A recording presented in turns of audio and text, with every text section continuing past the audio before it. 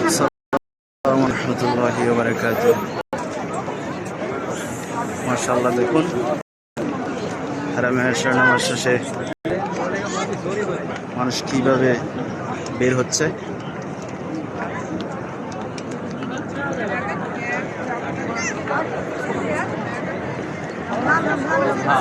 অসংখ্য আল্লাহ পাকের বান্দারা আছে বাংলাদেশ থেকে অধীর আগ্রহ নিয়ে কখন যে আল্লাহ পাক রব্বুল আলামিন কবুল করবে দেশে আসার জন্য।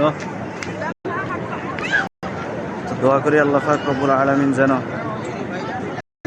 বন্ধু বান্ধব আত্মীয় স্বজন এবং বাংলাদেশের যত কলবের মধ্যে খানা কাবা আগ্রহী আল্লাহ পাক রব্বুল আলামিন যেন সকলকে